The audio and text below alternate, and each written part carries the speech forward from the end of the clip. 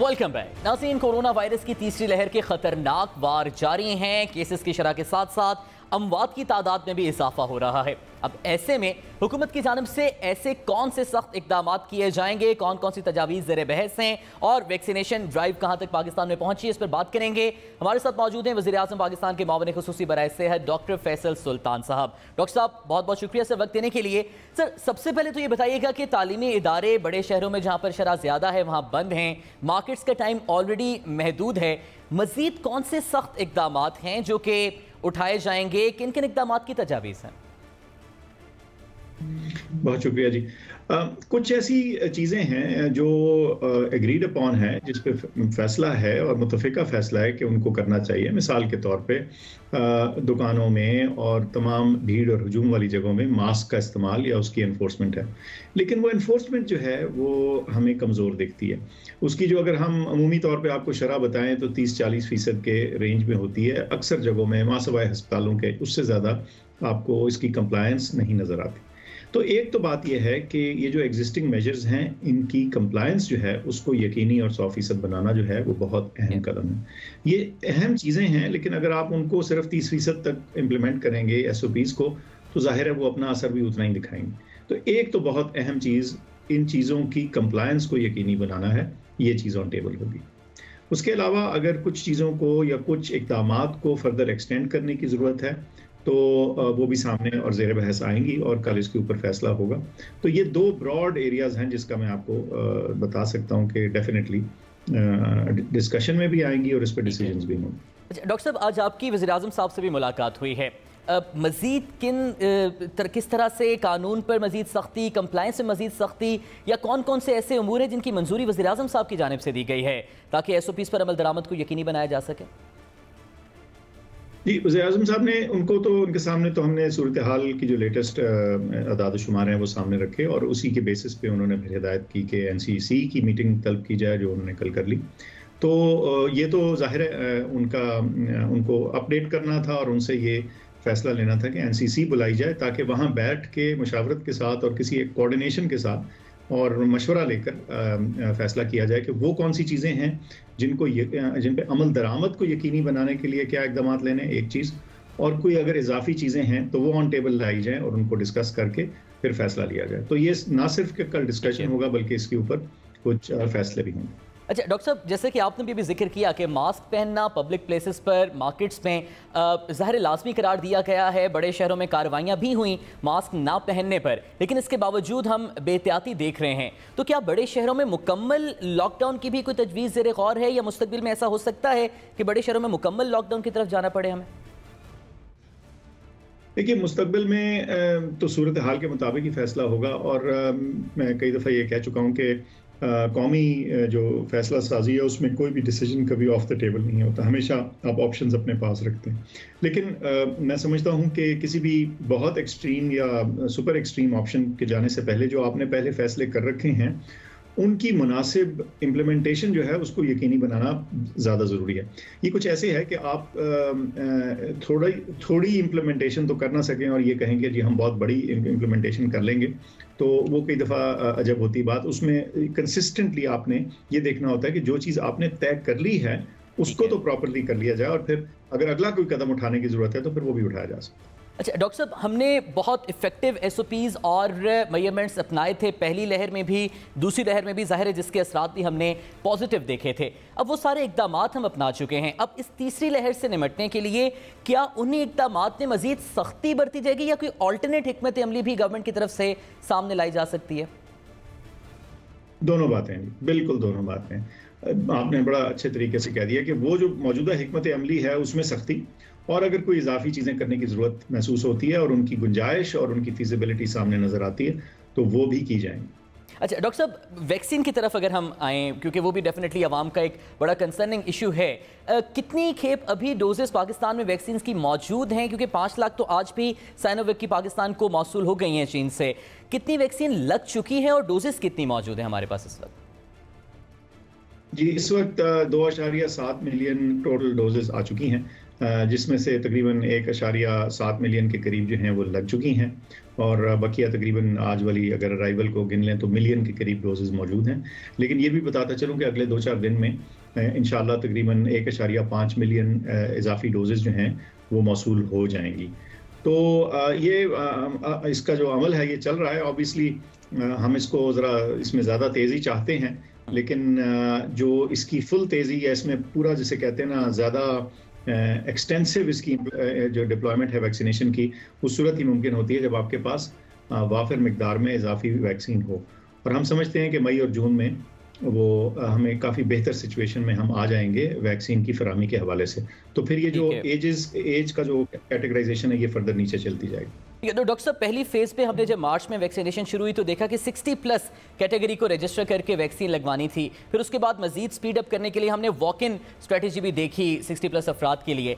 तो मजीद speed up करने के लिए और क्या क्या हिकमत अमली अपनाई जाएगी, या फिर इसी को आगे बढ़ाया जाएगा फर्दर एज ग्रुप्स में भी? नहीं जी, इसके अलावा भी कुछ स्ट्रेटजी है। एक तो ये कि जो हम नीचे आते जाते हैं तो ज़्यादा से ज़्यादा ग्रुप्स को वॉक इन पे लाते जाएंगे, एक चीज़।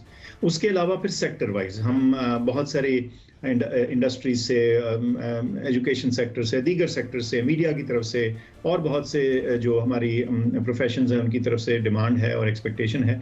तो हम जैसे जैसे हम अपने एज वाइज नीचे आते जाएंगे तो उन सेक्टर्स की जो एडमिनिस्ट्रेटिव स्ट्रेंथ है उसको इस्तेमाल करते हुए हम फर्दर वैक्सीन भी डिप्लॉय करेंगे। मैं आपको बताता चलूँ कि इस साल के आखिर तक हमें कोशिश करनी चाहिए कि हम तकरीबन 50 मिलियन लोगों को वैक्सीन लगा दें, बल्कि एक्चुअल टारगेट हदफ जो है इससे भी ज़्यादा होना चाहिए। लेकिन अगर हम बहुत उसको एक मॉडरेट सा भी टारगेट रखें तो मैं समझता हूं कि 50 मिलियन एक अच्छा टारगेट है, जिस तक हम अगर पहुंच जाएं तो कम से कम फिर हमारे यहाँ एक ब्रॉड लेवल इम्यूनिटी बिल्ड होना शुरू हो जाएगी। तो डॉक्टर साहब, 21 अप्रैल से 50 से 59 साल के अफराद को भी वैक्सीनेशन का अमल शुरू होना था, ऐलान भी किया गया था। क्या अभी रजिस्ट्रेशन शुरू हुई है या इस एज ब्रैकेट में लगना शुरू हो गई हैं वैक्सीन?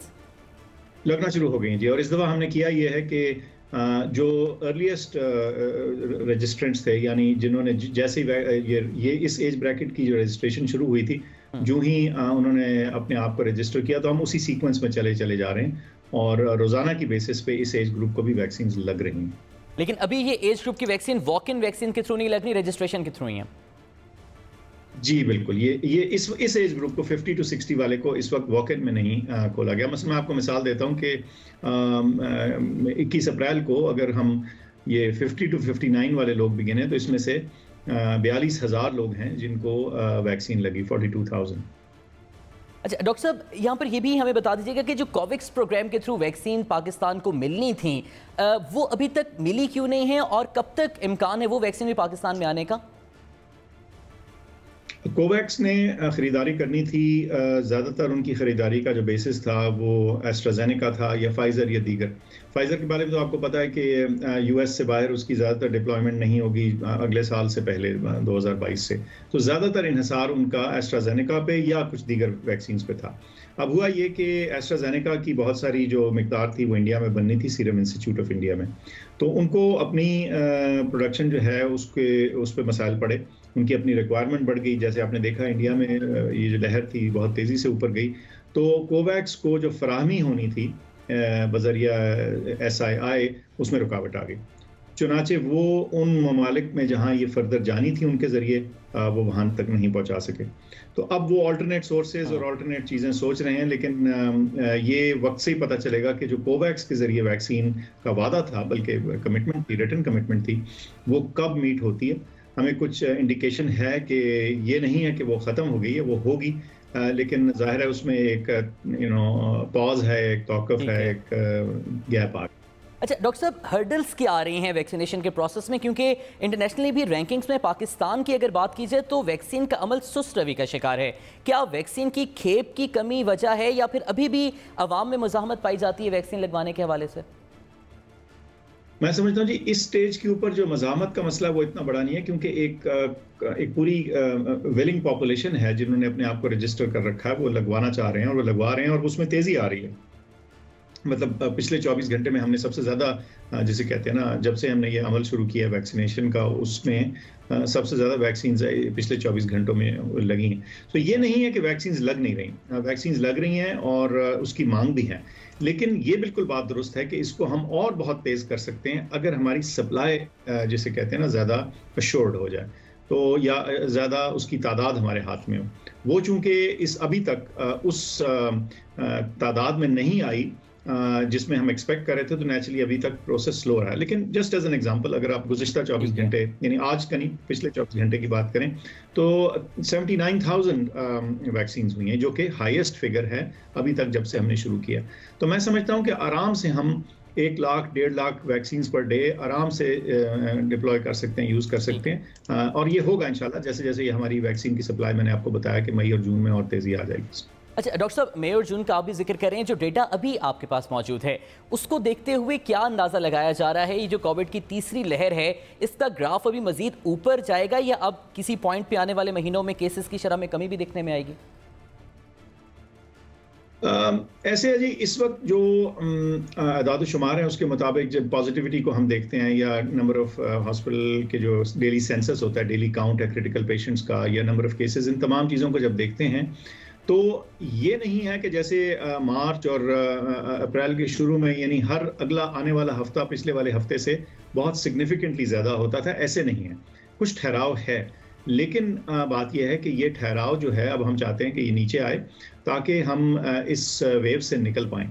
और साथ साथ थोड़ी तशवीश ये भी होती है कि इस वक्त जो ज़्यादातर केसेस आ रहे थे वो मुल्क के शमाल से आ रहे थे, पंजाब और KPK से, इस्लामाबाद से, लेकिन अब कराची में भी, हैदराबाद में भी ये शरह बढ़ रही है। तो अगर मुल्क का जनूबी हिस्सा भी इसमें अपनी अनफॉर्चुनेटली अगर कंट्रीब्यूशन मतलब उनकी तरफ से भी आनी शुरू हो जाएगी तो फिर ये नंबर फर्दर बढ़ सकता है।